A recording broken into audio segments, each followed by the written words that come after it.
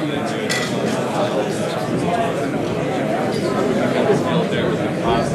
going to get started now. We have an excellent panel for you tonight. My name is Anil Kripalani.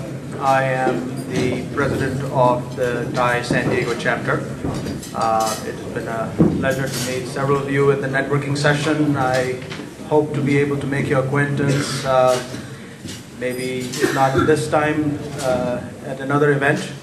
As many of you know, those who are members, and we invite you to join, those who aren't. We have an event every fourth Tuesday of every month.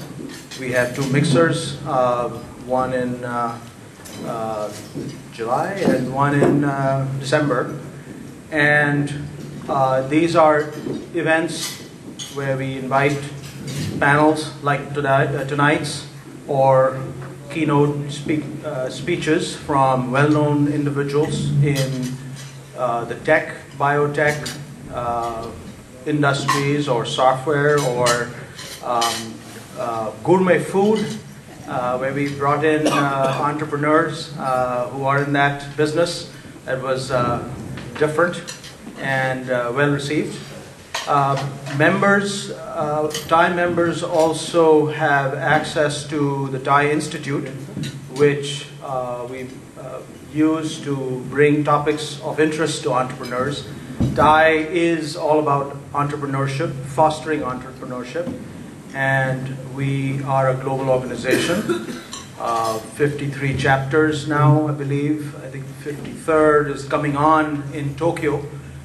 There are chapters all over the US and in India and Europe and South Asia. And as I mentioned, Tokyo is just coming on. There are notable people that you get to meet, CEOs or management gurus like C.K. Prahalad, who is actually a San Diego charter member, and Marshall Goldsmith, another well-known New York Times bestseller management guru. Look us up on the web, both TiE.org and sandiego.tie.org. So let me, without further ado, come to tonight. We have today a panel on the software industry, entrepreneurship in the software industry, moderated by Peter Fryscak. Peter actually is an executive committee member, TiE executive committee member, and volunteered to bring this topic for us to listen to. And he has an excellent set of panelists. I'll let him introduce his distinguished panelists. But let me just say a few words about Peter. Peter is partner manager at MindTouch, a local company. It's focused on enterprise collaboration software, and he focuses on the partnerships with system integrators, VARs, and resellers. He has spent several years, 7 of them, in Europe in private equity and strategy consulting.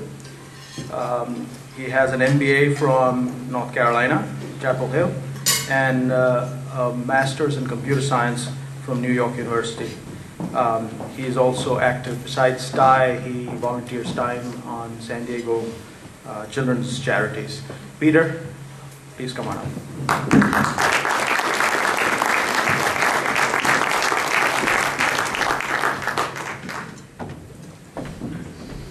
So thank you, Anil. It sounded like my mom was giving the speech. We have a great panel. We have a great panel and reverberation. We have a great panel for you tonight, so panelists, please come up.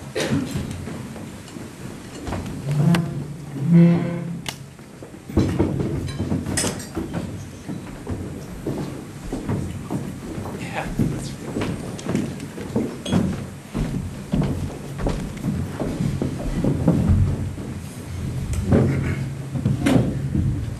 The topic, as you know, is software entrepreneurship, and each of our distinguished panel has a very broad experience in both the corporate world and also in their own innovative startups. I'm really looking forward to hearing their insights. I'll just mention the format. I'll start with a few questions, and about 2/3 of the way through, which should be about 8:20 or so, we're going to open it up to questions from the audience. If there's something that's really pressing that you'd like to ask, then please raise your hand, and we'll try to do that also in the flow of the questions. So to start us off, I would like to ask each of the panelists to briefly introduce themselves. And I'll start at the far end with David and move this way. So David, please. Okay. Good evening. Glad to be here. My name is Dave Desch. Got about 25 years experience in system development, mostly related to software. Currently with a company called Digital Force Technology, and today was my second day. So, prior to that, working for A-Life Medical, which is a software as a service type of system, doing automatic medical coding using natural language processing. Very interesting technology area. And just kind of skipping ahead to the big overview, probably one of my largest claims to fame is doing the high definition television development for Sony Corporation here in San Diego. That's me. Hi, and thank you for this opportunity. And my name is Thomas Carter. I'm the chairman and former CEO of 4D Media. I also have an entrepreneurial financial consulting company called Capital Window, where we help package and prepare entrepreneurs in the path of entrepreneurship and private equity. Currently, 4D Media is building out one of the largest motorsports social networks, and we've developed some proprietary social network technologies, and we're looking to deploy those into a couple areas, motorsports and a couple other vertical segments that we're looking at as well. Been an entrepreneur for almost 20 plus years. I guess my claim to fame, although it's not software related, is I was one of the guys that invented the wakeboard. I don't know if you're familiar with what that is, but it's like a snowboard that goes behind the boat, and that kind of got me on my whole path of becoming an entrepreneur. Hi, my name is Steve Bjork. I'm the founder and CTO of MindTouch. Neil introduced the company earlier. We're located downtown. It's an open source software company doing collaboration software for the enterprise. Been in town for about 3 years. Company was founded at about 4, was pretty much entirely bootstrapped, and worked with virtual offices until we finally all met in one place down here in San Diego. Before that, I had the opportunity of working for 5 years at Microsoft, directly for Craig Mundy, the CTO, doing distributed systems. And before that, I guess I graduated, and before that, I had another startup. So this is my second startup. And it has been a lot of fun, so I hope to share some of the stories. I'm Kelly. I started Dandelife.com 2.5 years ago. It's a social biography network that allows people to share their life story, both with friends, family, and strangers. And before that, I was with Reed Carr at Red Door Interactive as a market consulting agency that helped other people bring their web presence forward. And basically, I'm the guy in the garage that likes it that way.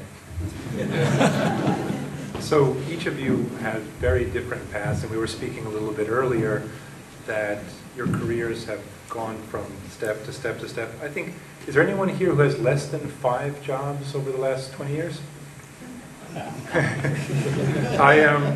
But I wanted to ask, and this is something that Thomas addressed a little bit, what first got you interested in entrepreneurship?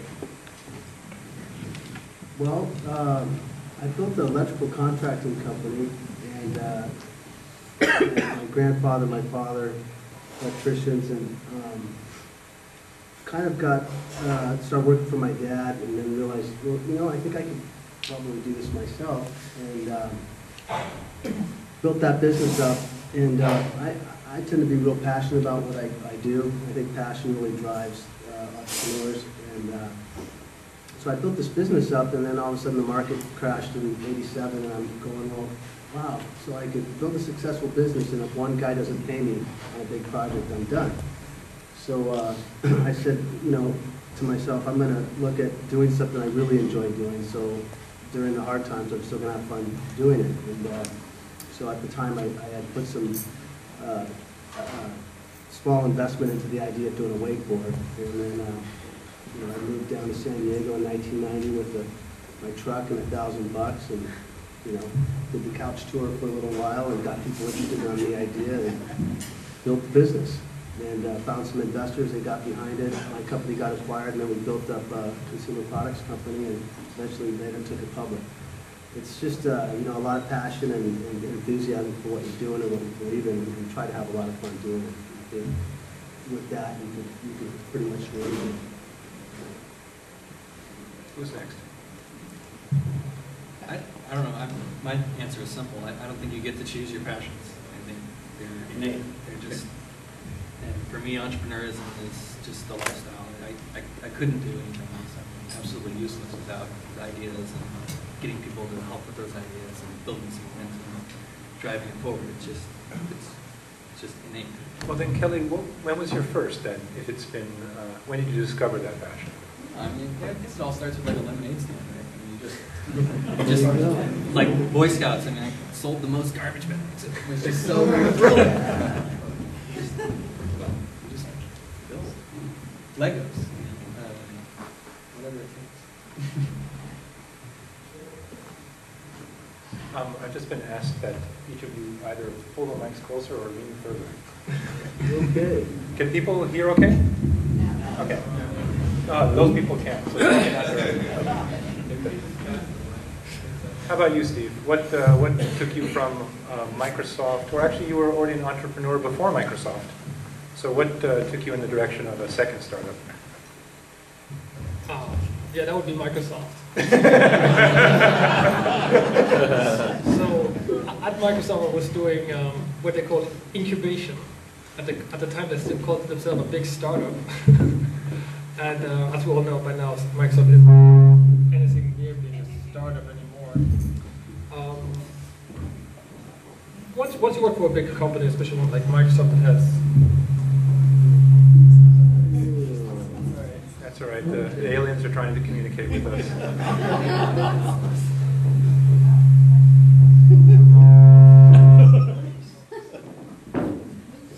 What did you get for speaking badly about Microsoft?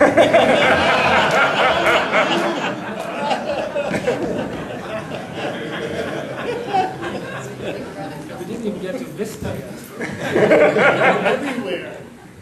So yeah, one of the problems with Microsoft is that they create a moat between the incubation teams, research and development, and the customers. Set up the volume where I can shout. Just Give me that shot. Test, test, test. Maybe test, talking this one seems to be good. test, test. just take it out of the.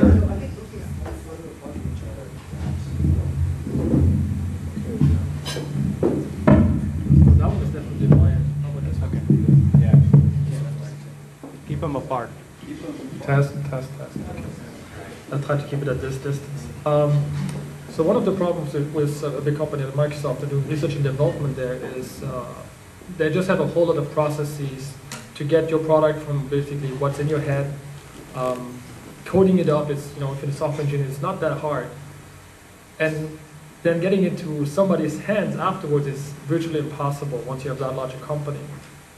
And if you think about it, that's really unfortunate because software is one of the few things where when you're an entrepreneur, especially with the advent of the internet, you actually have the largest, most powerful merchandise distribution engine that has ever been created by man.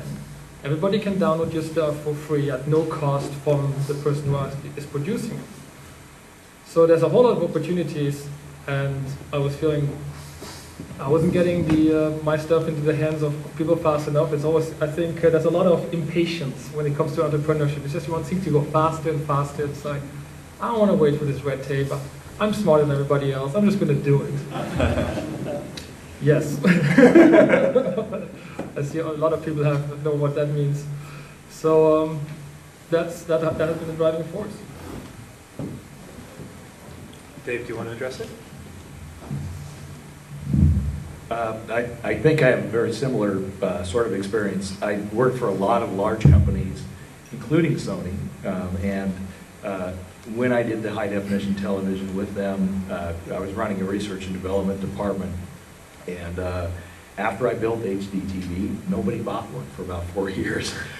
If you remember the early days, now that the digital transition is here, but in the early days it was very discouraging. After we did the high definition television, I did a lot of home networking applications and development for Sony. There were a lot of gates that you had to go through. I took numerous trips back to Tokyo to convince them of the technology that I was very passionate about. And that technology now, that home networking type of wireless home networking environment, is actually starting to show up on the consumer market now. And we showed it at CES as a prototype system 8 years ago. I don't have 8 years worth of patience. I just can't. It doesn't work for me. So, and doing a research and development team was a very small, oriented group. And I've just migrated more and more to smaller companies, which generally means startups, with great ideas, and it allows you to work with really cool people that are passionate about it. You don't have to beg anybody to come to work in the morning because they all are very interested in what they do. You all have a piece of the action generally, and it's a great lifestyle for me, and a great way to manage a team that want to be there and are passionate about what they do along with you. So. Steve, you mentioned a little bit about the distribution model of software, and that's one of the ways that software differs from pretty much any other industry out there. But I always had the feeling that software companies are different and special in other ways. So maybe to address to the entrepreneurs in the audience or people who are looking at software entrepreneurship, what makes a software company special? And is there something about the teams? I mean, we all have an idea in our head from the Palo Alto and headlines, but what kind of forces do you have to bring together to create a great software company? Can I get back to you on that? I have my ideas, but maybe somebody has actually more experience than I do. But the myth is often that you build something that is fantastic, it's great from an engineering standpoint, and people recognize it, and you'll be successful. That's we have seen the Sergey Brin, Larry Page. I mean, technical prowess, Bill Gates, deal prowess for sure. But there are also some. He also certainly the Uber geek for a long time. But the reality is, and we've seen that many times, is the quality of what you produce is secondary to how good you are at actually marketing it. How lucky you are getting it into the right people at the right time, hitting the right way. Technology can help you. Sometimes it's an enabler, but more often than not, it's really, you want to have people who can build the stuff, people who can market the stuff, and then you want, for the language, one really loud asshole who makes everybody know about your stuff. You really need that one person who's just going to break through the ice, because at the end of the day, you are in a sea of people who try to do all the same thing that you're trying to do, not necessarily the same product. They're not all your competitors, but they all compete for attention. They all want, hey, we have the latest, greatest thing, we're doing X, Y, Z. Listen to us, don't bother about the other one. So you need, at the end of the day, at least one person who's very, very good at that. So I'm the technical guy, so I'm not that loud. But I did find somebody in the team who's the co-founder of MindTouch, who I think fits the description pretty well. And if you meet him, you know what I mean. He's a great guy, but he's the guy who basically, very early in the days, instead of being intimidated by anybody, he would just seize any opportunity to walk right up to that person and just have an argument with them if they needed why what we were doing was the most important thing in the universe at this very point in time. And if you don't believe it yourself, it's going to have a really, really hard time making somebody else believe it. So you need that person, in my opinion. It's really, really important. Or you can just follow the Twitter feed. I don't know if it's for me. I'm just putting it away from me. Well, I have a bit of a different story. I mean, the social, I think this is on, right? Yeah. building a social network, your distribution model is built into the software itself. So really my job is to build community and to make sure that the people who do come to the site understand that there's a loving hand behind it and that there's an active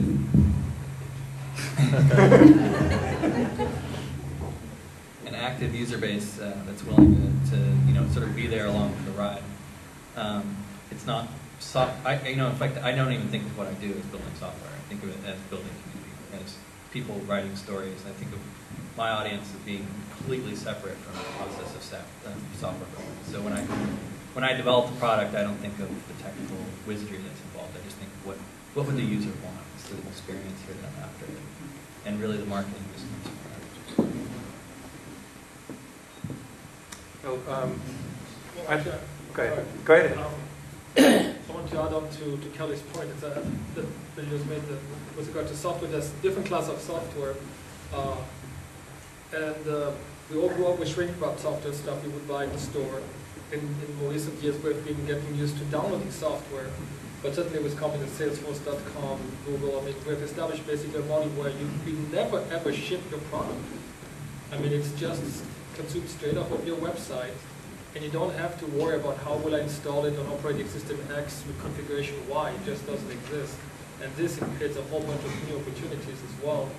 And it really puts the technical emphasis much more in the background than, like you said, than shifted over to in the terms of either communities or advertising. You want to get the traffic, that becomes suddenly your number one priority. It's not a software company. So. I'm just hearing the humming too. So I'd like to ask Thomas, Steve mentioned that marketing and having a person at the point of the company who is getting the message out is critical. From your own point of view, what are some of the milestones that are important for a software company? I have some in my mind, but maybe they're different. And are there marketing milestones as well? What are the important key points that every software company has to hit before profitability, before exit? I'm going to have to take a pass on that one. No, just kidding. Well, I'll do my best to answer this, but the question, I think, your brand and building and shaping the direction of that brand, and the milestones that are set are going to be unique and different for each company and each product. I can only go by what we're doing. We're building out a social network application for motorsports, and we took sort of a different approach. A lot of Web 2.0 technologies out there, and we decided to develop and take a step back and say, well, how could we enable the constituents of motorsports, whether they're a driver, a team, a fan, or a racetrack, and build and deploy technologies for them, and then wrap a social network and a community around that. And as it's working for us, our critical mass is to get users to look at the site and join. So we went to the tracks and developed an application to get the tracks to use our application, and then communities would be built around that. So I don't have the strategy or I think the expertise to probably give you the best answer in terms of what would work. It's each company has sort of a unique product and application. They're going to have to take the best approach that works for them. We've done everything kind of organically, and it just seems to work.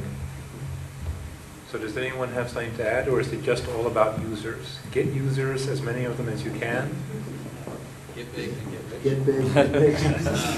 Well, there's a book that I read early on. It's an old book called Crossing the Chasm.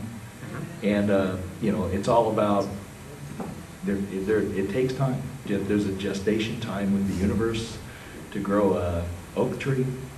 There's a gestation time with a small company to get the product developed, get it good enough out there, and then get that, get it out to the marketplace and start to get enough traction and uptake. So,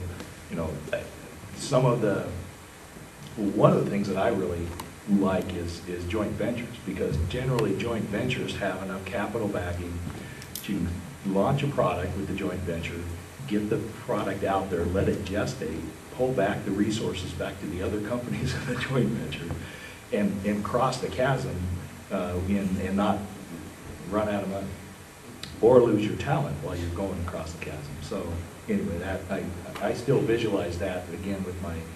It seems like I've spent a lot of time waiting for products that I develop that I think are cool to finally get out there. It just takes some time. Well, I had a decisively different experience. Okay, great. I'm glad you brought that up. Kind of reminded me. For me, the big milestone is fail as quick as possible. Yeah. Because if I screw up on it now, you know, and with the low barriers to entry and the real low sort of capital expenditures that you can expect when you're starting a company or your idea now, that if you don't have a grasp on your failure early on, then you'll just extend it and extend it and extend it, and you know, you can't afford to do that. Your most precious commodity at this point is time. So that would be my major milestone. Figure out, when you start a project, figure out what your absolute key performance indicators are, and stick to them. Just absolutely be bullish about it. If you're not hitting them, tear it down, start over, go on to the next project. So do you want to, what are some key indicators then? Is it the number of users at first? Is it? It depends on who, what your success metric is. I mean, for me, I'm lean. I'm the guy, whatever it takes. I mean, I can survive on matzo ball soup for 3 years and the beach is fine. But it's so. But I'm sure for you guys, it's a lot different story. It's you have investors to please, or you have certain, I guess I was looking for more universals, just because I'm also thinking of people who are out in the audience thinking, wow, I always thought about making a software company. What do I need to do?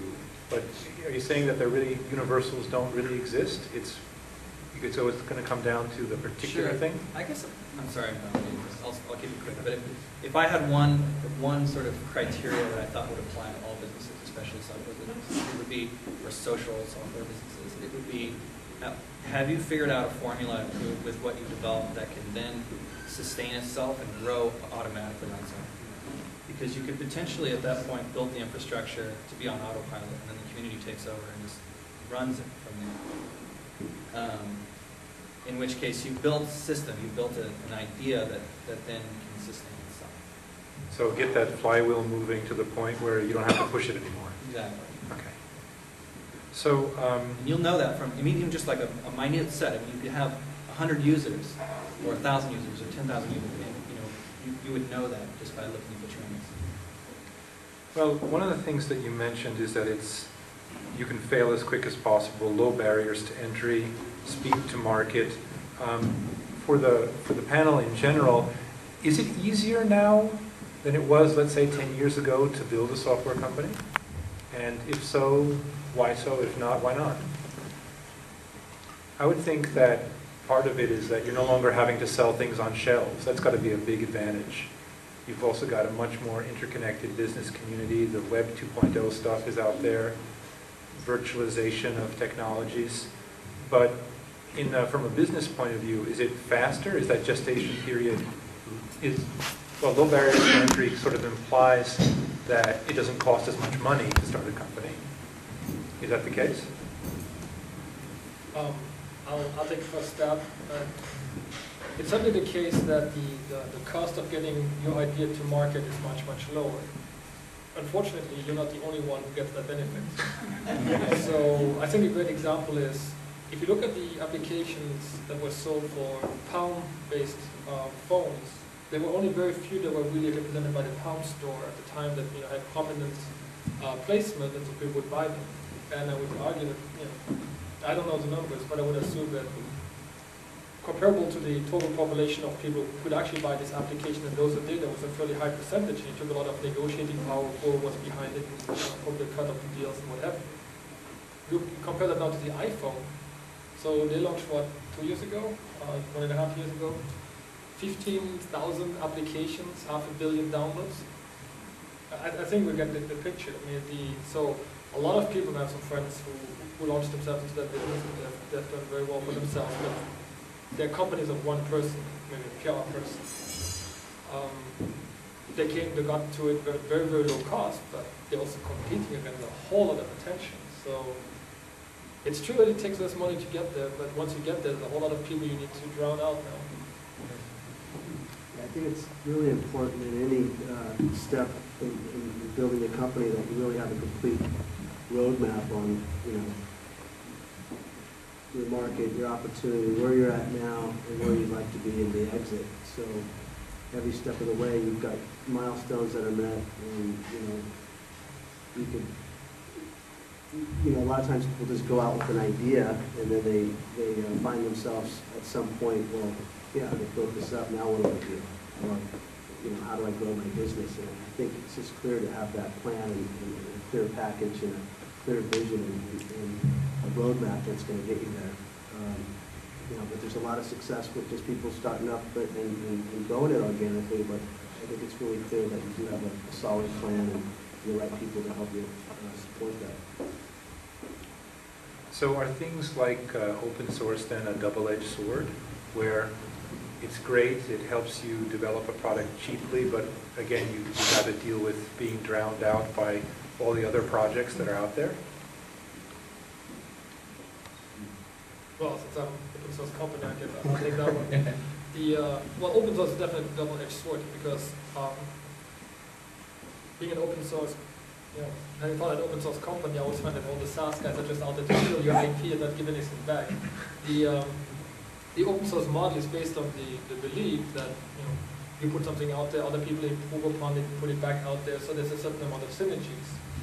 The reality is that the very successful business models, which are entirely based on taking the IP, well in this case it's not quite IP, but taking the work, modifying it, and never make those modifications available again. So they're getting benefits from it, not putting it back. Not to knock on Google, but I will. Just because, just a few days ago we launched a property for the Washington Post, which is a community website for gathering information about politicians and what's going on. So one of the things we did on it is that for every person who we have a page for, which can be collaborative edited through our software, we're also pulling in information from Google, so Google News. What's hilarious is that they would actually start blocking us because we were putting too much information. I'm like, hold on a second, you're pulling this information from all the other websites for free, now we're trying to pull it from you and you're blocking us. So that kind of like, there's certain kind of mentality that I was, because I'm sure we were not overloading the service. Eventually we started doing less requests and they did give us access again, but it's not because you make something available for free that there's necessarily always a synergy. At the end of the day, if you build something that is of sufficient complexity, it doesn't matter if it's free. It turns out that the people who actually do use your product, we're experiencing that ourselves, at some point they're just like, well, yeah, I understand it's free, but you know what, it's not really the software I want to pay for. I want to pay for the fact that if there is a problem, I can call somebody up, I can make it work, and I can get a lot more value out of it than just the base functionality. So that's really where the open source model works, in my opinion. So make it available but unreadable. Yes. I want to make it a cabal. Well, I wanted to ask each of the panelists, but I'll start with you, Dave, about important trends. Each of you guys are out there in the trenches. From out here, I see things like software as a service. I see things like cloud computing. Is everyone familiar with that term? Yeah. And also, although it's been a couple of years, big changes in software development methodology. So, Dave, do you want to start off about what you think are important trends and why?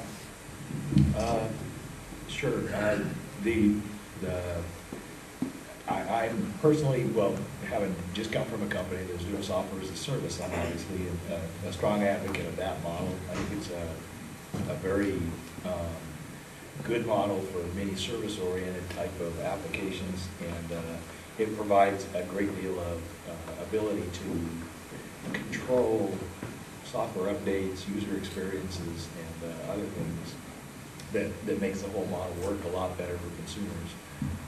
You know, provided you have reasonable internet access and some, you know, with everybody using high-speed modems and stuff nowadays, not an issue at all.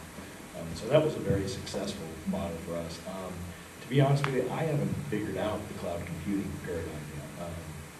I'm reading a lot about it. I'm wondering where it's going. Storage is an issue. Security is always a concern. You know, transport of data.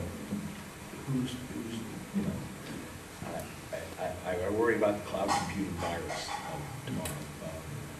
So that seems like a great trend. I haven't noted any other significant software industry trends that I guess at this point I would say seem to have legs on it. I certainly think that you know, with the Scrum methodologies, agile and iterative type of technologies that primarily got launched in software industries that are now becoming pervasive in almost every type of development situation. That's a great trend. I'm sticking with that for right now personally, using sprints and being quick with an iterative development model, which, by the way, doesn't mean that you don't do the systems engineering. You still have to come up with requirements, and you still have to define the product ahead of time, or you're going to spin yourself in circles and get nowhere. So it's always interesting when I have come into companies and said, okay, we're gonna work iterative and do a very, you know, an agile type of process. The first thing the young engineers go, phew, all right, I don't have to write anything down and everything's good. And it's like, no. You got to read the book a little bit more than that, because you still need to know what you're doing, and you still need, to me, especially, you know, I would agree, definition of metrics, definition of product, and definition of requirements up front. But then using that iterative model to very quickly get yourself some of the functionality, get some feedback on that, and steer yourself in a good direction. And hopefully not end up with, to me, I have a double E degree.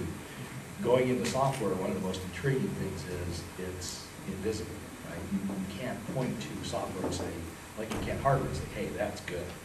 You can have software that one day works really well, and the next day somebody changed something, a compile overnight, it's not working anymore, you hit some, you know, Stack Overflow, and it's a little scary. So you have to, you know, you need to, I spend a lot of my time pushing visibility on almost a daily basis of progress and solid development through visible metrics, you know, overnight compiles, regression testing, things like that. So anyway, that's using that type of iterative and quick turn processes with solid systems development and solid software development is, I think, the best way to do it.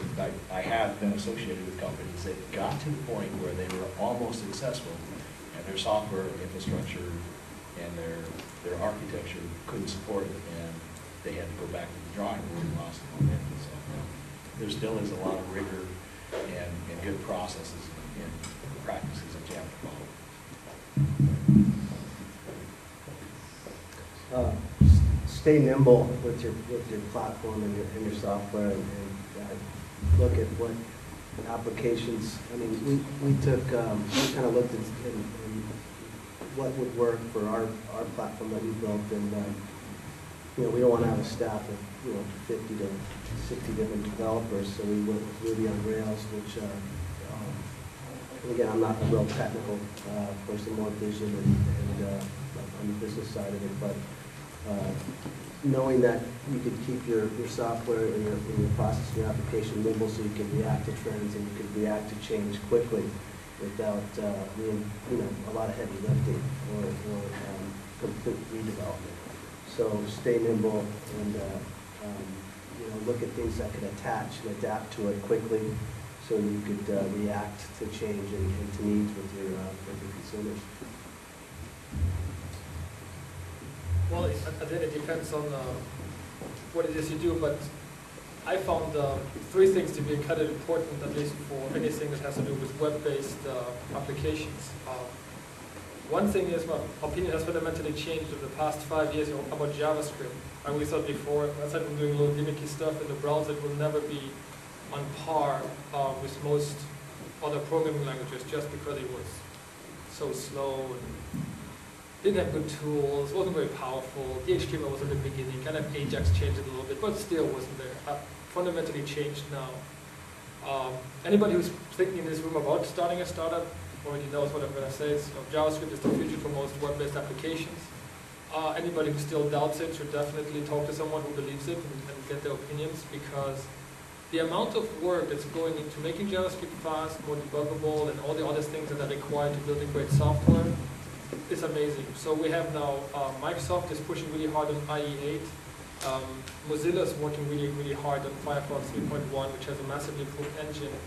And just to make things more interesting, Google also has their own browser now in the works, which also is pushing really, really hard to make things faster using the WebKit framework. So JavaScript with the application inside your browser, there's fabulous opportunity there that didn't exist just a few short years ago. And it means that you really can write the application once and it runs anywhere. And if you modify your code, it sits on your server, and the client immediately updates the next time they hit it, and they get an entirely refreshed application that's very rich, very usable, nothing like deployed software. So there's some really interesting stuff going on there. With that, once you sit in kind of this land, you really want somebody who understands HTML and CSS really well. The number of applications that are written that are just terrible in layout. It depends on what you do. I mean, it might just amount to that you're pushing too much data down the pipe, so you have high bandwidth costs than you should have. But in our case, our application is highly skinnable, which means that customers can modify it and they can give it a certain look and feel, and that's what we do. So if you have somebody who doesn't write particularly good markup, then you make that whole customization process much, much harder. So you really want to understand somebody who knows how CSS works. And CSS is not an easy thing. So my opinion about design is in HTML and CSS has gone up tremendously over the past few years as well. Lastly, you really want to have at least one engineer who understands how HTTP works across the internet. Because if you do not have somebody like that who understands exactly how that protocol works, you will simply not scale. These are the guys that will tell you all day long about conditional gets and e-tags and what have you. It all sounds really horrible in technical detail, but what it means at the end of the day is that the browser is not fetching the data from your servers. That's the bottom line. And that means a lot, because again, it's all about bandwidth, availability, pushing content to the fringe, and if somebody who really understands how the protocol works can save you massive amount of money and heartache if you do hit that hockey curve later on and suddenly get hit instead of 1,000 requests per hour, you get 1,000 requests per second. Well, if your caching is in place and it was well architected, you'll also be able to handle it much, much more easily. And then finally, down at the stack, the database engineer isn't all that important anymore once you've gotten all the stuff right at the top. That's simply the truth, because you're building more and more distributed application where the core, you really want to go to it as little as possible, because it is the bottleneck of whatever you build. So you want to push out all decision making as close to the fringe as possible, or the computing as close to the fringe as possible, because it's cost that you don't have to carry. So these are my three things what I'm really excited about. Again, that's very close to what I do as well. I have my big observation or trend is the condition of the economy at this point, where you have 4,000 ex-Yahoo employees who are now sitting idle in their garages, thinking like me about what they can do. I'm scared of it because now I've got 4,000 new competitors directly, and out of this, these are guys and gals who have a decidedly low opportunity cost for creating whatever it is that they're creating. So, they're not working, so there's really no downside to them just starting to build. And then ignoring what the world has to say and just building something great. So, That might be redefining the business that you're in, for example, or simply just taking a mousetrap and making it better. That's one thing, or coming up with something completely new. So I think I look at the economy and I say, yeah, it's a crap economy, but some great, absolutely marvelous stuff is going to come out of this because people don't just go into a cave and hibernate; they go into a cave and work. Well, now to maybe follow up on that point, the stereotype of a software startup is a bunch of people in a room working 24 hours a day. Maybe it's the garage you mentioned, eating pizza and drinking Jolt. Is that true? And if it is true, could you address the question of work-life balance? How do you guys build that into a software startup? I'm pointing to you. Work 2 hours a day. Work 2 hours a day? Well, I mean, you need or sleep 2 hours a day. I didn't hear you. Work 2 hours a day. I mean, the ideal for me is have a sustainable business model, something that runs itself. And I can be sitting on the beach drinking a martini, right? It's pie in the sky type stuff. I think everybody's heard the 5-hour work week or whatever it is. And it's kind of getting to a level where you've built a sustainable business model that can actually generate revenues while you sleep. That, to me, is the ultimate work-life balance. And where life has the most important aspects of your life. You're not working 40 hours a week, you're living 20 hours. Anyone else want to address that? How many here are doing that? It's the reality. You got to work to, ideally, I think you really just got to do whatever it takes. I mean, ideally, we'd like to have some balance, but if you could really cram and put the time in and the effort, hopefully you got payday. And you want to work with people that share the vision and that the culture fits. So as you're building this out and growing the business, that it's a collective and collaborative effort, and everybody shares the vision, and everybody's in there to really put forth their best effort, and you got to have sort of whatever it takes to have an attitude to cross the finish line. I keep saying, well, next year I'm going to be able to work less, and next year I'm going to, spend more time with the family. I've been real fortunate that I've been able to, I've been able to a lot of my business, so I can spend a lot of time with my family because I work from, work from at home and from my office. But with 4 boys, I wouldn't say we're a startup, but we're at a tipping point where we're starting to get sustainable with 40 Media.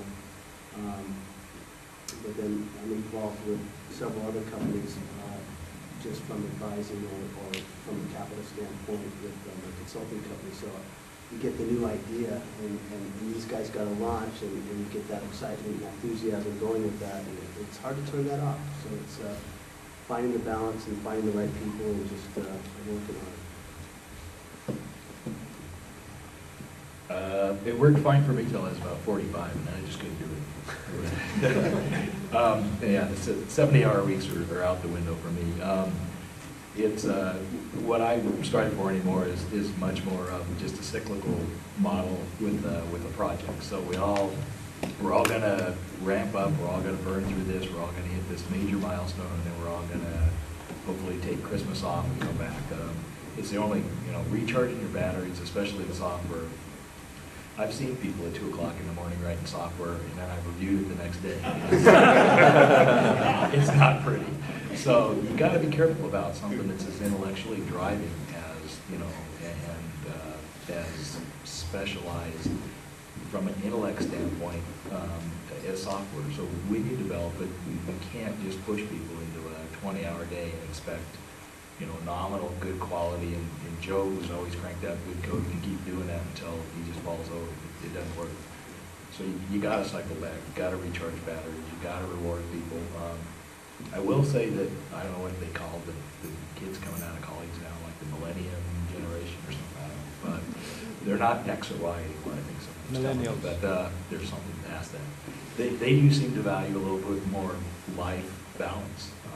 even coming out. You can tell them, hey, we're all going to work 70 hours a week, and they're going to say, yeah, maybe not so much. But if you do explain, okay, this is what our milestone is. We're all as a team going to get there, and then we're all going to back off and recharge. That still seems to work with the culture. Well, I actually have just two final questions, and then we'll open it up to the audience.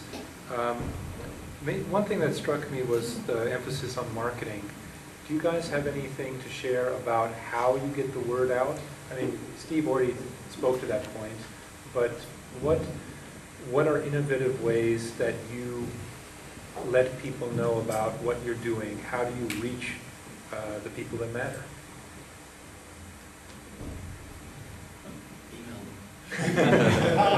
Well, fair enough.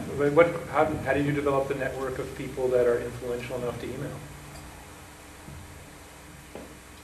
Well, we had to get the word out with our product, and what we did is we developed another product that helped get the word out for that product, and we deployed 200,000 CD-ROMs in a real cool lanyard with a hot pass VIP that we gave out at the racetracks to get people to pop the disc in, look at content, and then connect to our network. So we went out and had ground teams at grassroots events and touched the customer in a old-fashioned way. And we were able to subsidize that with brands looking to connect to their customer. And so we built a model where we sold it. The idea would be to sell advertising on the disc to a large brand and then have them subsidize the cost to get the discs out, and then make it cool enough so people would use it and wear it and pop it in. So other ways we handed out these little cards that say, hey, you've been shot, and then they have to go to the site to see the photo and have to sign up to look at the picture. So you come up with, again, it's all what type of product it is. So you just get creative and see if there's ways you could creatively monetize a way to create awareness on what you're doing. As an engineer, I don't know how to do it, but I know it's critical. I've built lots of stuff, and just because I build it, they don't necessarily come. Right? So you do have to get it out there. And it's, I think people that don't look at marketing and how to get it out there as an absolute critical component are just not looking for a long one, that's for sure. So it's a huge component. And I think too, if you really build the product and the tool and the application where it's something that somebody could really use, there's a lot of things that are just going to happen virally if it's a great application. So, you do get that streak of luck every once in a while where it's something that is just taken off because people find the value of using it, and it just grows virally. Well, I've heard a lot about social networking. I know that several of you have social networking sites. Do you also use social networking platforms, or have people at your company who are basically advertising via blogs or by being on other social networking sites? You build your page on Facebook, you build your page on MySpace, and then you're trying to direct all the eyeballs back over to your site.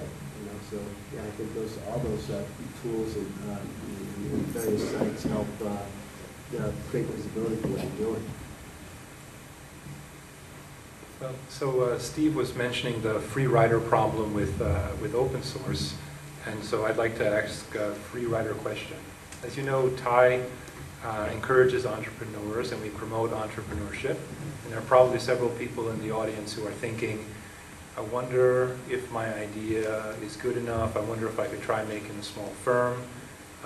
What I'd like is, since you guys see software firms all the time, besides the projects that you're working on personally or the projects where you're already advising other companies, do you have any killer ideas where you just go, I don't have the time to do this, but why doesn't someone do X? And if you don't have something like that, maybe just mention one or two software companies, whether they're San Diego or elsewhere, that you really admire, that you think they're doing a great job, and that's a fantastic thing that they're doing. Is there a general non-disclosure we can sign? That was part of the dinner. You're going to help. I missed that. Well, I already mentioned it before. I mean, if I were to come out of college now, I'd lock myself in my parents' basement and just be hacking on the iPhone all day long, because I think it's the single greatest opportunity.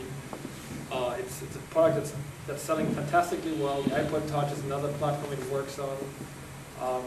It directly could, I mean, the whole marketplace is a solved problem. The whole payment thing is a solved problem. I mean, I can really just focus on building, as an engineer, the software, and then do the marketing component. But what would you build? What would they have? Given that there's some guy who managed to do $10,000 a day but doing a fart application, I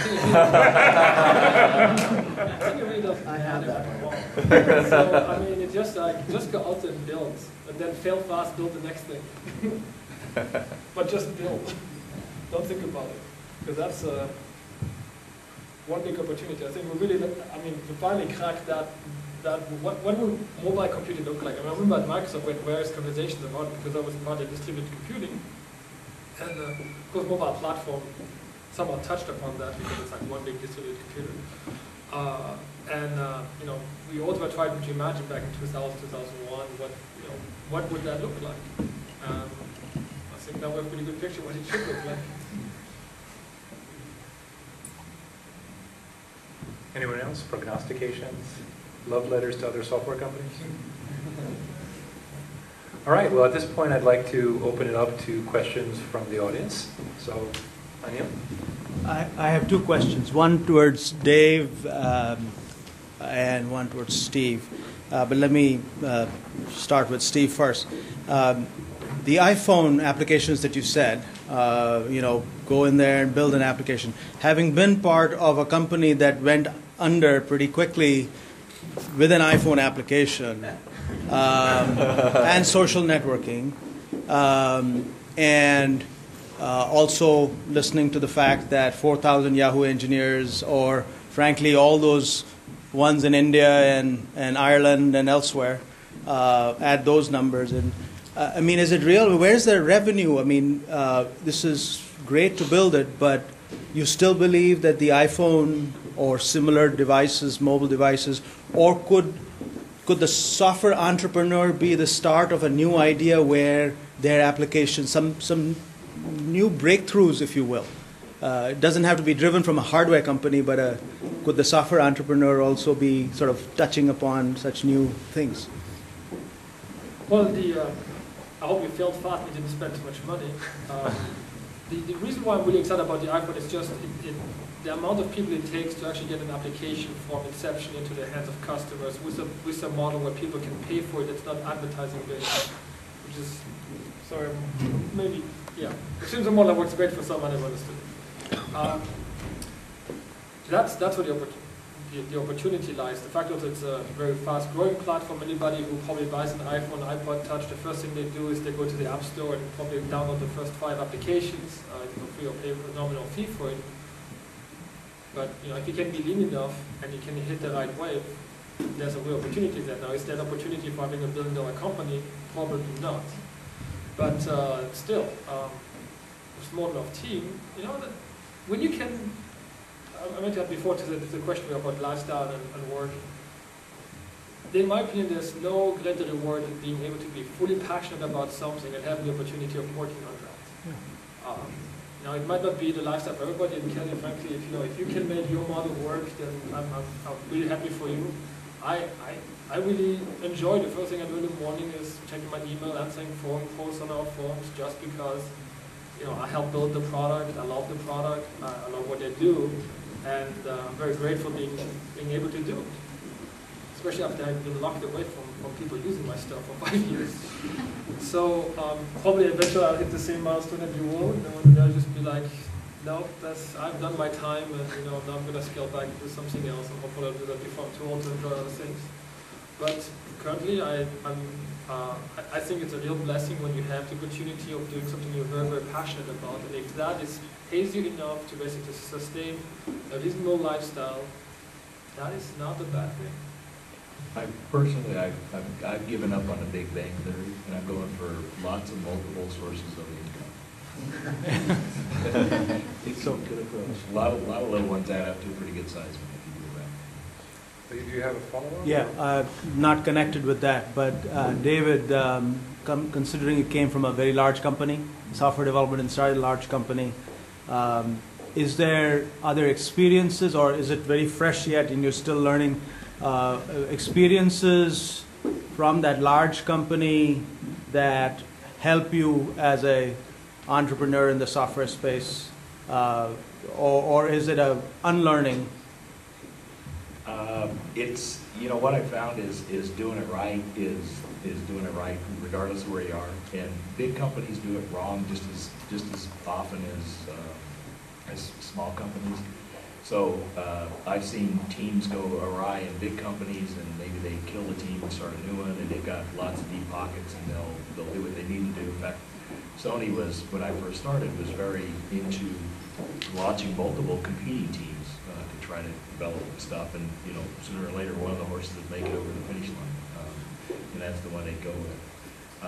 But the technology in the software industry, the trends change really too quick. I've been out of bigger companies now for probably 6 years, and it changes, but really it comes down time and time again to me to have the discipline of doing it, you know, with a systems engineering approach. If you don't think about the big picture and just think about a small, you know, one or two small nuances of what you want to do, it's going to end up with a kludge by the time you get it done. So you really have to step back and do a disciplined approach to the you know, development, the architecture, the adaptability, the scalability, all those abilities you need to think about, or you're gonna box yourself in sooner or later. It's just a matter of when.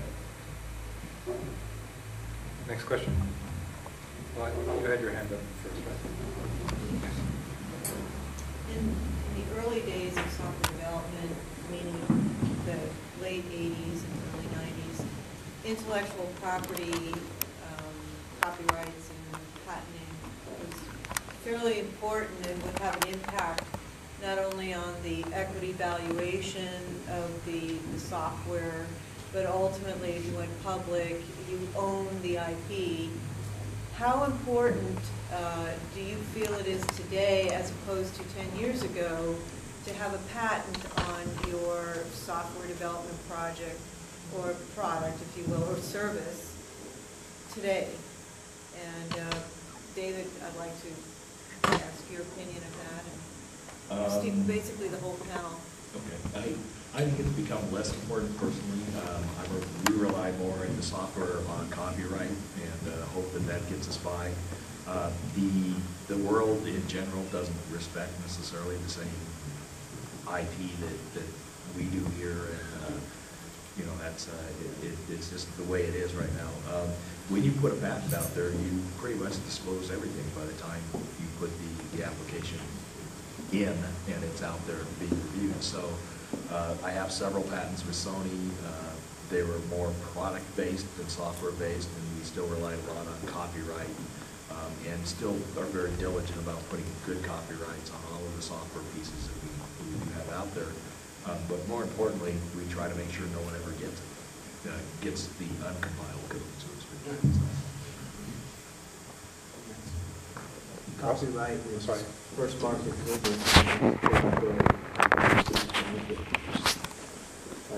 your IP as much as possible.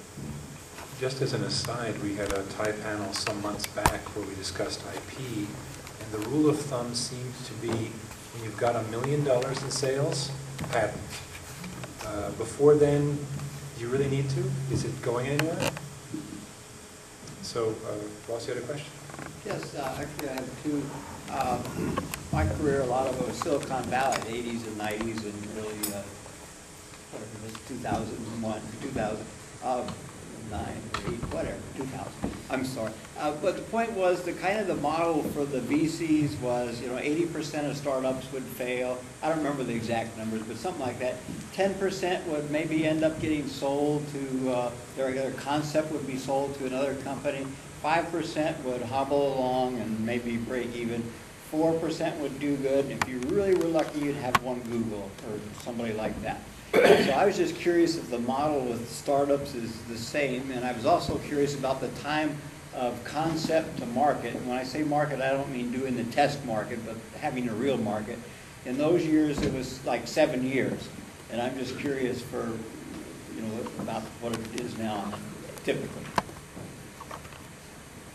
For the last company that I was at, the exit strategy was totally private equity. Going public wasn't even really thought about. And then private equity just takes it into the mid-sized business realm, and then from there on, it was just a chug. You know, just keep growing the model, growing the business, and the venture capital guys, you know, after 5 or 6 years, they get pretty grumpy. They really want their money back, and so that's when we tried to exit as quickly as we could within that time frame. So. I think if you look at a lot of the recent activity in the private equity and angel VC, it seems like 3 to 5 years is, you know, that spot where the company's built up and then there's some sort of an exit through an acquisition or public. You know, again, that's if there's success. And then those durations are longer if they're, you know, if they haven't figured out what they're doing. You know, so. But it seems like what I've seen is about 3 to 5 years before a company really gets some traction. Is that, just to clarify, is that 3 to 5 years after founding or after funding? Yeah, I'd say from funding. Proper funding. To answer your question about time, you know, it all varies. I think I represent the short scale time here and effort. So, you know, from conception to launch, it was probably 90 days and $20,000 for me. But for, you know, I mean, how long is a piece of string, right? You have to define what your goals are and what it is you're going to launch with, and that then becomes your budget. So for 90 days and $20,000, was it yourself or was there a virtual team? How do you, for those of us who would like to launch in 90 days, what do you take? Well, I had a team. Mm-hmm. So the people that you put together, I mean, did you work in the same office? Did you do so virtually? All virtual. All virtual. Was some of that overseas or all in the States? Yep. I had a Uzbek development team and a Russian designer and myself. Yeah, as a general question to the panel, is that kind of outsourcing and virtualization important in your businesses? Everybody's got what works for them, you know, and you know, our developers are spread out too. I mean, we got one in Brazil, one in New York. The other two are here in California, but you know, the CTOs, you know, and the guys that are doing it, they never even come in the office. So it's going to be unique. I think sometimes, you know, people need to be together for collaboration, and you know, it's going to be unique to whatever each individual situation is. Well, I mean, sorry. So our first year was all virtual offices. We all worked from home. We had people in North Carolina, Colorado, Minnesota, Washington State.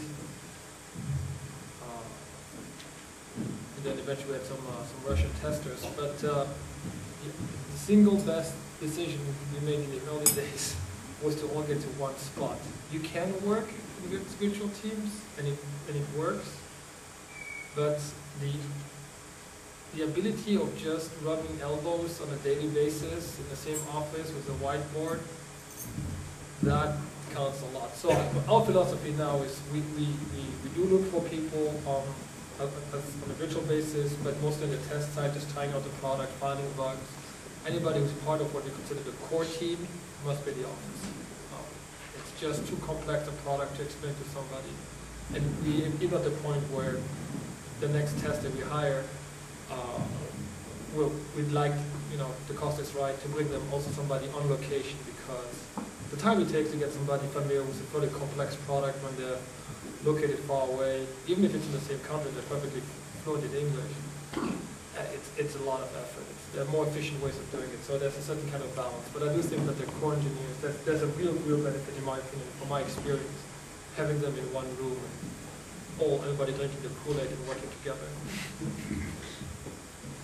Do you want to address that, Dave? The last two places I've had the same success. Getting the core team there with the right hours, core hours, flex time, core hours, and getting the collaboration and just the mentality of everybody thinking the same way. It takes time. You just got to have time together for everybody to sort of get the same vision, get lined up, and that's what I've done as well. It's gone from models where I was doing a lot of stuff overseas in different companies to doing more of the upfront development, definitely here with a core team over a specified period of time that they agreed to be in the office. Questions? There's a gentleman there. Pretty simple question. You're moving in a fast-paced environment, and often you have to go with your gut and trust somebody. How do you go about determining which organization or which person you're going to trust? Do you have a litmus test, or what's been your thought process in the past? Trust us. What kind of trust? Like telling them your idea? You have all the information you need, but you just have to take a leap of faith. What do you do to take that leap of faith? What process do you go through? You can say your gut, but there's got to be something behind that gut. I mean, trusting to do the move? So self-confidence? Or we're talking about you have an important project. You meet this person and you're like, I really love to tell you about my idea. Basket, in their basket, they're going to deliver it to you, but there's a lot of things that you question that you have to do. Well, you never find out unless you do it. That's a given. So what's worse? You're always wondering if you should have done it and not knowing, or you're doing it and failing. I mean, what's the downside? The worst that can happen? Start there. So your dog is going to run away, your wife is going to leave you, your kid hates you. Maybe not a good idea to do it. You lose some money. These days, that's probably not a good idea, but it depends again what your personal wealth is and how much exposure you can take to the downside. But at the end of the day, at some point you either do it or you leave it, but don't stay in the gray zone. That's the worst kind. So that's I think what Kelly was also referring to earlier, and that is this kind of slow death. If you don't have a clear metric as a company, you can keep on going really, really long before you have entirely exhausted everything that you have at this disposal. It would have been much better to close early, and that's why I think having some level of metric for knowing that are you on the right path, and have you achieved the goals, or a reasonable amount of the goals you have set to go on, or should you just say, okay, this, I'm at the tenth of where I was hoping to be at, just close it, move on to something else. But the gray zone is really terrible. As far as selection goes, I've never been intelligent enough to read somebody's stuff, make sure that it was good. And even though I'm good at asking what I call teenage questions about, did you take a shower yet? Did you use soap? Yeah. I'll go with the referral every time. I've never, I go with, if somebody says this company has done this for me and I know that person, or even know secondhand that person and get to know them, I would go with that 10x factor over paper and discussions and me being able to do enough due diligence and ask enough teenage questions to really flesh it out. There's just one comment I wanted to make. It's kind of has become a running joke between me and my colleague who founded the company. That is if you think that you have an idea and you want to share it with somebody, then make sure you can trust them. The speed at which somebody offers to sign an NDA tends to be inversely proportional to actually how baked the idea is. So, frankly, if you have a good idea, you're going to have hard enough a time getting anybody else excited about it. So, that kind of touches on what you were saying, but yeah, just share your idea. I mean, frankly, it's very, very unlikely that somebody's just going to steal it and run away. I mean, unless some, it's pharmaceutical. Is that what you're talking about? Or are you talking about someone to partner with to produce it. Yeah, more on a marketing basis. Yeah, don't ever have a user idea. Yeah, I mean, I would say if you're having heebie-jeebies, thoughts of heebie-jeebies, then you haven't found the right person. You gotta, it's like falling in love. You gotta find the person who's gonna help you get there. Don't be afraid to ask and get clarification on the uncertainty that you have. You know, drill down and you know, get referrals and, you know, do as much, you know, due diligence or research to give you a comfort level. Next, how about there? Kelly, you have a you know, social network, the community is growing, and you talk about the sustainable community, and then we talk about social media being an important marketing vehicle. What's the formula that gets your dedicated community to self-sustain? Give them a story to spread. If they have, if you have a very clear, like an elevator pitch, basically, that is a concept that is easily shareable, and people don't have to think in order to define value for themselves and what that is, then it's right for any kind of viral effect like a social media impact brings. What that story is, there's no template. I mean, it's just, is it quick? Does it offer some emotional connection, I guess? I'm sure there's thousands of books on this very subject. That's all I got. I mean, your community will take that story and they'll do it, right? I mean, you guys experienced that on the open source side, right? You guys are insanely popular. Probably has to do with the... Well, I mean, yeah, it's a different kind of community. I mean, we try to aspire to the hardcore geeks and create a connection with them, because we know they are the ones that popularize the product inside their company, and they'll become then the champions to actually buy the product. Because initially the product is free, they could be going on forever with the free version. So we try to do a pretty good case for that they shouldn't. But yeah, I mean, we try to create that connection at the level where we put a lot of time into providing advice for free, and it creates a level of return where they become our champions. They tell our story, I guess. You're really the social media expert, but yeah, we have experience where they become our champions, they blog about it, they recommend it to others, they Twitter about it. It's really, really, really nice, by the way, having that kind of effect. I'd also say, you know, one of the things that kind of helps define it is you know, you're telling the right story. Somebody says, well, but why? You know, like, what's the deal? You know, in some way, you're kind of getting at something that really is new and unique. And so, if you have, there's a difference between having a story that's easy to spread and having a unique story. And if you can get kind of both going at the same time, there might be some magic there. And invariably, that question why isn't a detractor. It doesn't say, well, your idea sucks. It actually spawns conversation that sort of drives people to be more passionate about telling other people why your product's so cool, right? I mean, that's what ends up creating that emotional connection in the original user. So I wouldn't be afraid of having a story that was a little odd to begin with. Well, Thomas, this is something that your company is actually helping other companies do, to present themselves and their message. Is that correct? Yeah, got a Capital Window, a consulting company. Yeah. We helped about 70 companies. It's all referral based, and you know, I didn't even know I was going to be doing this 3 years ago. I developed an interactive trading card application, and we got it to market, and market said, hey, great, can you do this in other in other industries? And we were doing it for action sports because that was my background.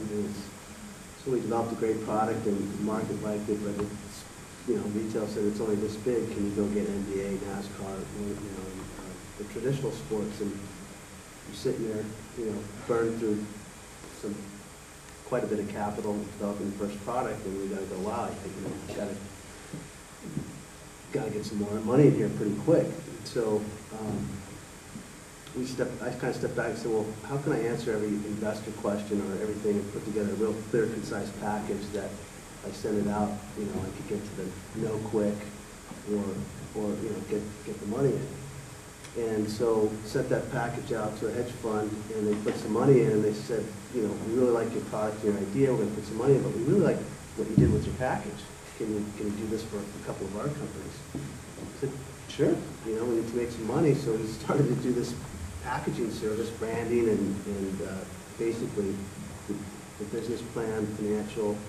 We came up with a couple other things that made it useful to draw out the information really fast, and we developed this methodology and a process, and then they started to market this service that we were doing, and we didn't even, run this through our media company, and next thing you know, we're just getting more and more people asking, hey, can you do this for us? And okay, sure. And then all of a sudden, phone keeps ringing, and I go, this isn't what our media company does. I better set up a separate company. And we set up a website, and then just started to get more and more referrals. And now we've helped over 70 companies, and we've come up with a process that helps draw out the idea and lays it out with a lot of information where an investor could make an informed, educated decision.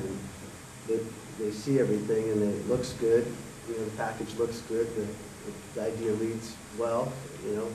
And most entrepreneurs they put all their attention into the product, and the product is here, and their business plan, if they have one, is here. And so the idea is to match it up with the product, and I think once you have that, that level of information helps, it translates better to the people that want to participate from the capital side. And we find too that the entrepreneurs that kind of come through the process are, have a better idea and a better understanding and what they did going into it. And go, wow, I really have something here. So that's it's something, again, we didn't anticipate doing. It's been real successful, and we're just kind of riding that wave, and it's been fun to be able to help people. And we've had a lot of failures, so you learn from that, and you're able to share that, and helps mitigate a lot of brain damage with the entrepreneurs. So we kind of come alongside them and say, here's some of the things we've learned, and we share that with them, and it seems to work. So perhaps one or two final questions.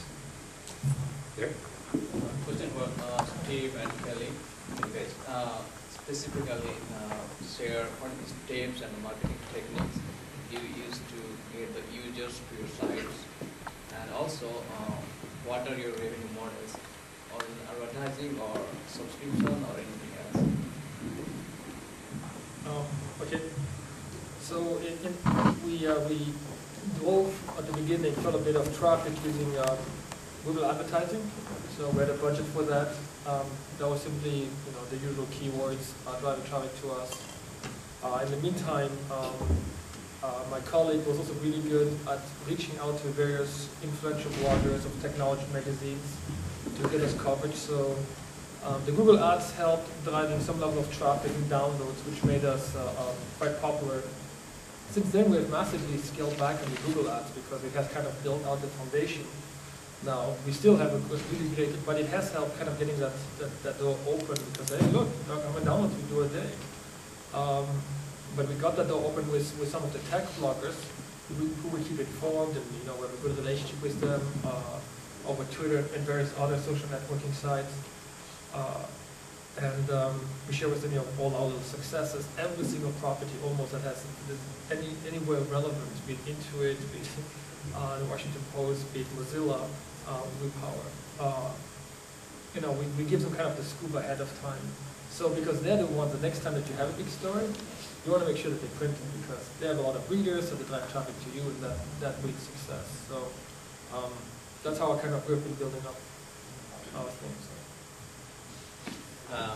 My marketing model is pretty simple. It's basically search and exploiting the arbitrage or the natural arbitrage that exists in search marketing, where people can come in on a cheap word and leave on an expensive word. So they might come in, for example, on a lead that was generated organically, free, and leave by clicking on an ad that someone paid for. And it's an ad home, basically, but you can also, in a sense, exploit the natural arbitrage that exists in buying your own keywords. So if you notice a prevalence of people leaving on a certain term, you might start to consume that term on other sites where it happens to be cheaper to get people to come use it. It's a cheeky way of doing it, but it kind of works. Interesting. Sorry, I need to interrupt, but I think the technology is, I totally forgot about the sales side. So we have a free download model. You can use the software for free. About 1 in 1,000 actually pays for the software. That's just how it works. Most people either just try it out and throw it away, or they keep using it and never pay. That's all fine. It's really the 1 in 1,000 that we go after. That's okay when you have, 1,000 or more downloads a day. Anybody who's familiar with SourceForge, we're one of the top 5 and top 10 projects on it. Thanks to our downloads and our activity, so that helps. Then once you have established that, okay, well, this is kind of where you hover in terms of downloads, and this is the number of conversions from free to paying that you have. The next becomes then, well, what's my average sales price? That's my ASP. And so that has been going up nicely. Initially we had very small deals in the sub 1,000, and now we have been able to get that with an ASP that is getting close to 10,000 these deals, which are further outlying and so on. So you find them now that you can regulate them. And if you can't, there's not so much you can do about the number of conversions from free to paying. Especially in our environment, if we bomb the product, the free product in some way, then the community will build up would just leave us. I mean, they are our advocates, they are evangelists. I mean, there's a lot of value in it. So while on one hand, when quite a few discussions that we see is early side. So you're giving it away for free? Yes. And how do you make money? Well, they pay for it. Why would they? Okay, they do. Obviously, I'm not very good at pitching the sales side. My sequel was a great story, but you figure out that, okay, well, this is the conversion rate that we have, and there's not much we can do about it. I mean, if you bomb the product so that the free version doesn't work, it's crippled or some other way, you're going to piss off the very people who have made you successful in the first place, so that's a bad idea. What you do find out is that as you become more successful, and you're starting to have these more and more visible properties that you can point your potential customers to, you realize that actually don't ever publish your prices. That's amazing. What an effect that had. We had the price published initially, and it really just gives the ability for people to self-disqualify themselves before you can give them the car sales pitch, which really convinces them to actually buy. Then the other thing is also, depending on their needs, you may only close them for $2,000, or you may close them for $40,000. It all depends on what they're trying to build. So by not publishing price, you have the benefit that they must initiate communication by putting out a form or doing various other things, but they must initiate communication and a dialogue. And once you have a dialogue, your salespeople can do what they're paid to do, and that is close to deal. So again, it depends on what model you have, but you need to figure out what are the nodes that you have control over, and which are the ones that are just organically what are this. Little you can do about it. All right, so you want to go there? Considering the current financial crisis we're in, how hard is it to secure venture capital now? And, what advice do you have to help those people kind of open up their pocketbooks? And, even though software is easier to get into, fairly low overhead and everything like that, you still need funding to develop the project. If you don't have funding to develop the project. Well, what we've seen is there's a lot of people pulled out of the markets. They're not making money in real estate. So on one hand, it's difficult to raise capital, but on the other hand, there's more capital available for the right project and for the right idea and the team. So I think the process is a little longer, but the capital's still there. In my view, it's just it's going to take a little longer and to close. So, but at the same time, there's a lot of opportunity because all these people sitting on the sidelines, they're not making it in real estate, they're not making it in the market. So, what a great opportunity. I'm going to quote Steve and say, if probably the right time in which to go get funding, you're going to get the best value is if you've already got traction. Yep. So get the core idea out and launch, and make the first 3 or 4 mistakes. Build that traction, and at that point, spectrum. And I mean, I don't really have advice in the VC thing except to say that it's a really uncomfortable experience. I don't think anybody likes to beg for money, and essentially, you know, on spec, that's what you're doing. You have this great idea, and you're going to ask for other people's money, so it's going to come in advice. Yeah, I think if you're first time, it's awfully hard. If you have somebody on your team that has already got the funding before, so it's more part of the in-crowd, I have to guess it's easier. Having lived in, well, I've lived here in Seattle and here, and I've got quite a few meetings in Silicon Valley. And out of those three, I think San Diego definitely is the worst place to raise capital in the software industry.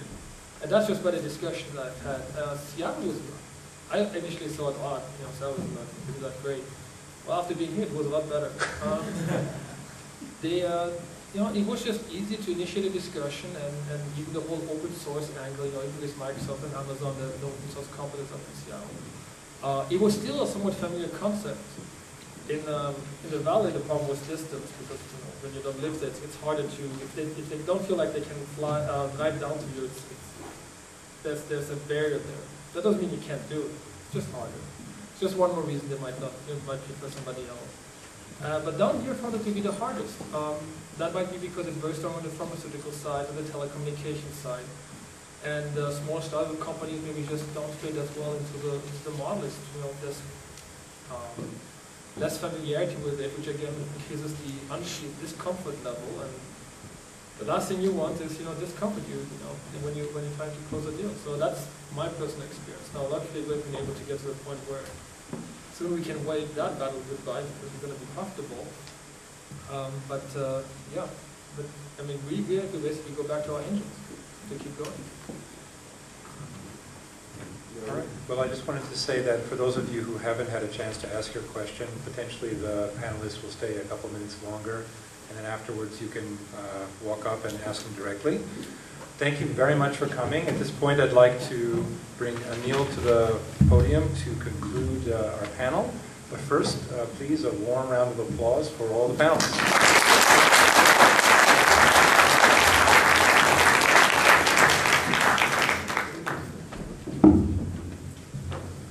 Well, I know we had some audio issues, but I hope you were able to hear every word. If not, I will post the video of this. Hopefully the sound from my vantage point will be better. Again, my thanks to the panelists as well. TiE, we hope to help improve the picture for software entrepreneurship, maybe by provoking more VCs, right, people, to sponsor software startups.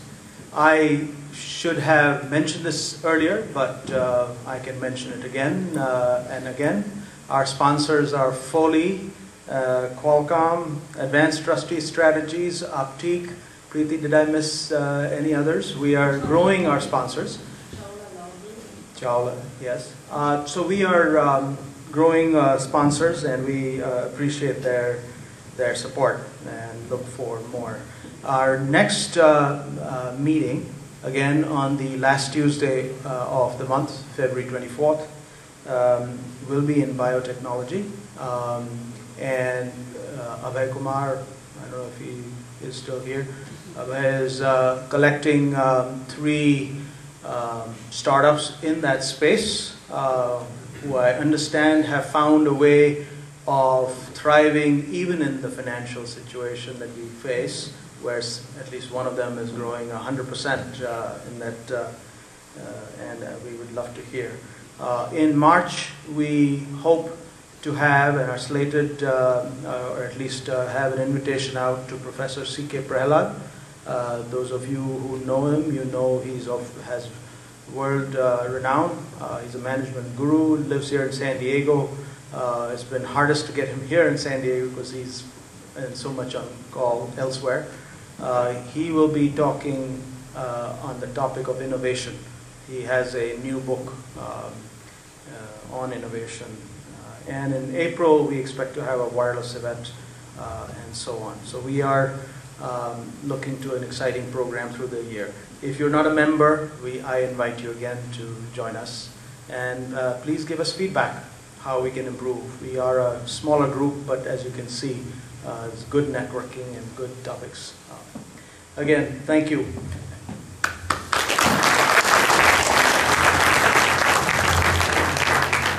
We have just a few, a small token of our appreciation for the panelists. Okay.